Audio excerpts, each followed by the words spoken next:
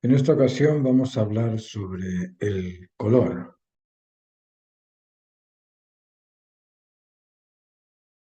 El color lo determina el intelecto humano al reconocer algún tipo de proximidad a los conocidos términos primarios, secundarios o terciarios. La luz es una fuente consecutiva de fotones y cada minúscula porción recibe un infinito número de fotones. Se cree que el fotón puede alternar su valencia. Consecuentemente, el dinamismo de la oscilación de efectos reflejados, luz y color es continuo. Luego, el color lo percibe la retina y lo determina el intelecto. El fotón es una partícula que no tiene masa. No tener masa puede transformarse. Ese tipo de dinamismo surge frente a las cosas donde la luz incide y lo determina en base al predominio de una mayoría de colores reflejados. El intelecto percibe una mayoría de partículas con tendencia cálida y determina que el color es cálido, fría y determina que el color es frío, neutro y determina que el color es neutro, pero lo que percibe es una mera sensación, no percibe el color.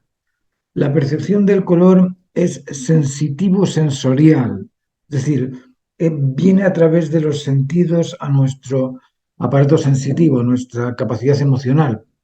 El sensor, la retina, percibe un impulso visual y lo transmite al intelecto que motiva un estímulo intelectual. Lo evalúa con su inteligencia y determina al reconocerlo si es rojo, azul, o si es claro o oscuro, o si es saturado o no saturado, si es gris, etcétera, etcétera, etcétera. Que lo determina es nuestra conciencia mediante el uso del intelecto. Pero hay estímulos intermedios que son difíciles de reconocer cuando no se dispone del color aprendido previamente. El intelecto asocia con los recursos a priori recursos almacenados en la memoria. Sin estos recursos no puede reconocer.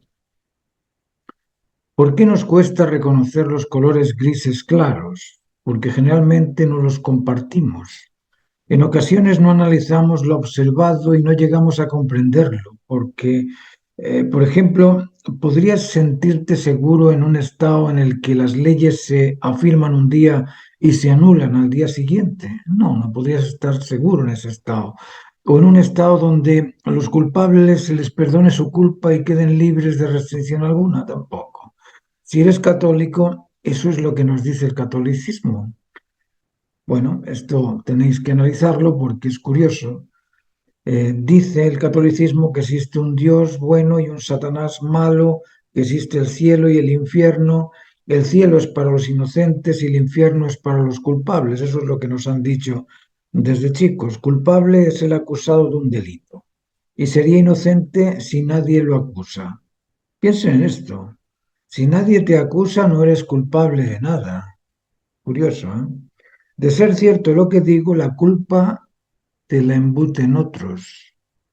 El delincuente es culpable ante la ley que crearon otros, los legisladores. Piensen en eso. Con el tema de los colores nos pasa algo parecido. Nos dijeron que existe el rojo, el azul, el amarillo, pero no nos explicaron cómo o por qué se establecen esos colores. Aquí tenemos en este pantón diversos colores que, claro, uno los puede reconocer fácilmente en el caso de los satinados o de los saturados, pero en el caso de los poco saturados, aquellos que contienen mucho blanco, son más difíciles de averiguar, más difíciles de reconocer. En este caso, por ejemplo, ¿qué podríamos decir? Que este es un rosáceo, que es un azul, que es un morado, que es un violeta. Cuesta. El color en la superficie no es una constante continua, todo lo contrario, es continuamente variable. Es decir, aquí la luz incide sobre el objeto, pero esa luz, al ser dinámica, al ser móvil, va cambiando también los colores que uno percibe.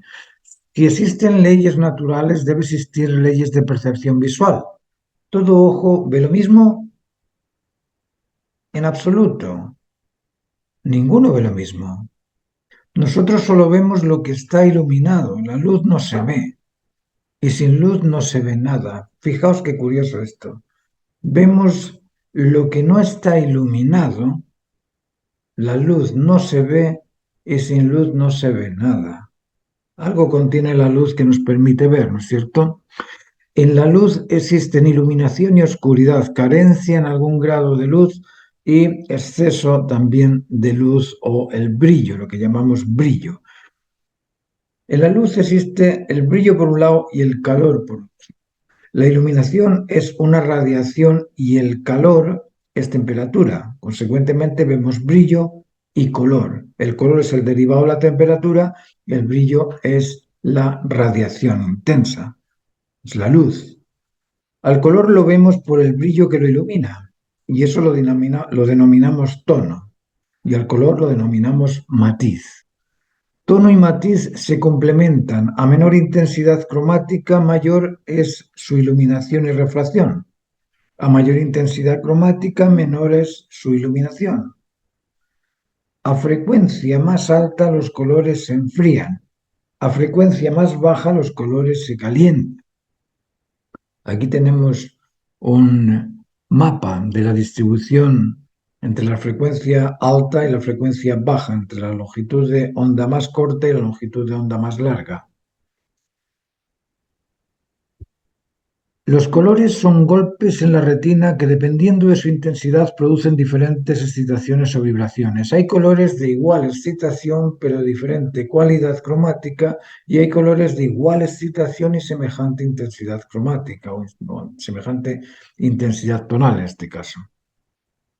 Sabemos que el color es producto de una longitud de onda, ya sea en alta frecuencia o en baja frecuencia, y la luz no se ve, pero según sea su intensidad, ángulo de refracción y cualidad del sujeto o del objeto que la refleja, produce distintos colores o intensidades de iluminación y calor. Entonces, ¿cómo se hace visible el color? En la reflexión de los objetos y en la recognición del sujeto. Ahí se hace visible el color.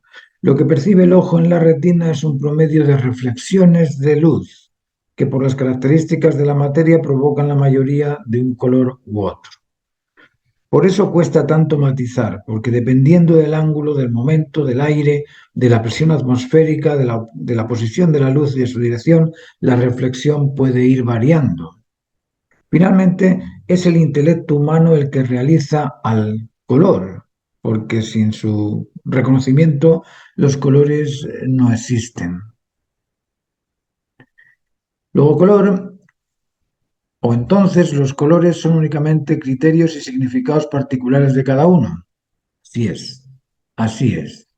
El espectrofotómetro es una máquina que mide la longitud de onda, mide la intensidad y la frecuencia, pero nosotros no somos máquinas, nosotros interpretamos los colores.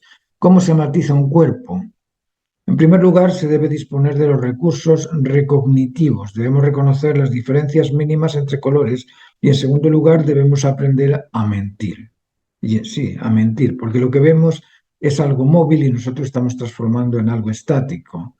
Mentiremos cuando no se reconocen los colores que vemos, pero sí se reconocen los tonos. Podemos ajustar un color adecuado al tono y nos va a salir bien. Lo importante es que reconozcamos los tonos. El tono es el grado de claroscuro. Entonces, con el grado de claroscuro yo puedo ajustar ahí cualquier color y construir el volumen. Al tono se le puede ajustar cualquier color y se produciría el volumen. Lo que manda en la percepción de los objetos es el volumen, no el color. Años atrás no existían diarios en color ni televisión en color, pero se comprendían las imágenes. Y los artistas de esos años, sin color, traducían sus pinturas en diversos colores a los que nunca estuvieron acostumbrados. Y en muchos de esos casos los cuadros nos parecen reales, pero están pintados con colores inexistentes en la realidad. Eran unos genios de la mentira. Los matices, cuando se asocian con los tonos, permiten al artista, que es un ser libre, inventar posibilidades y esas posibilidades se van dominando en el ejercicio de la matización. Así vemos que los cuadros de Humberto Boccioni, por ejemplo, de Antonio López, aparecen naturales con colores inventados. Aquí tenemos un ejemplo de estas tres formas de interpretar los colores.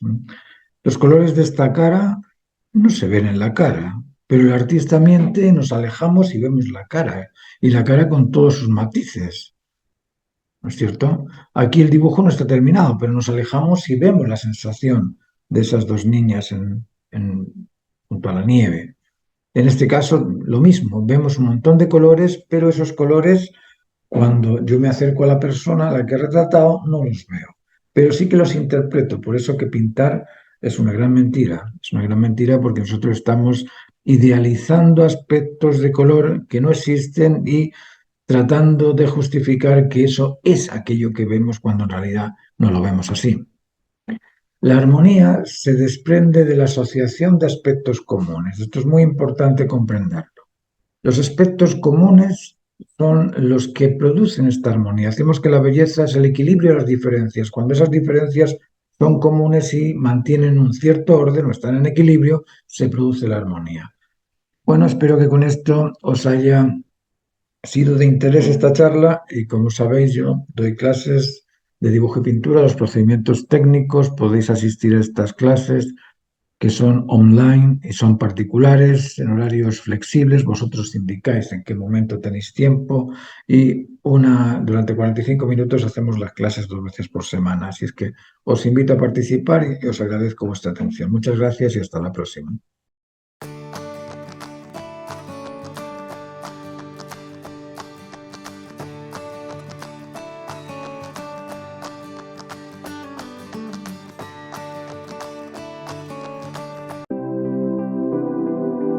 Si eres docente, profesor, maestro, si te gusta la filosofía, si te gusta la historia, si te gusta el arte, si te interesa descubrir cuál es la identidad íntegra de la dignidad humana, yo quiero invitarte a participar de un curso de 24 clases online particulares donde hablamos de la protoconsciencia, de la conciencia original del individuo, de esa conciencia adquirida o suma de sentimientos, conocimientos y experiencias que almacenamos en nuestra memoria.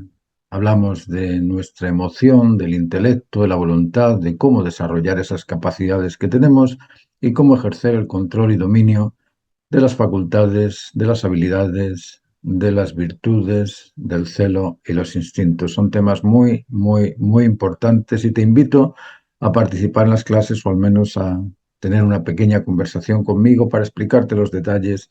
Y son clases cortas de 45 minutos, muy entretenidas. En esas clases hay aspectos filosóficos, aspectos científicos, aspectos artísticos, hay aspectos que la historia me ha ofrecido y otros pues que por las estadísticas uno empieza a darse cuenta de qué es lo que es estándar y qué es lo que es el estigma, la diferencia entre el estándar y el estigma.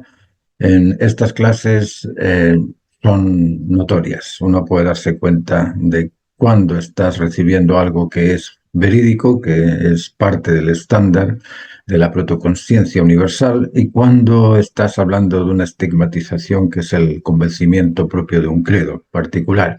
Así es que os invito a que forméis parte de estos grupos de estudio y me dejáis vuestro mensaje. Yo os voy a dejar el teléfono para que podamos comunicarnos y cualquier duda la solucionamos por teléfono. Muchas gracias.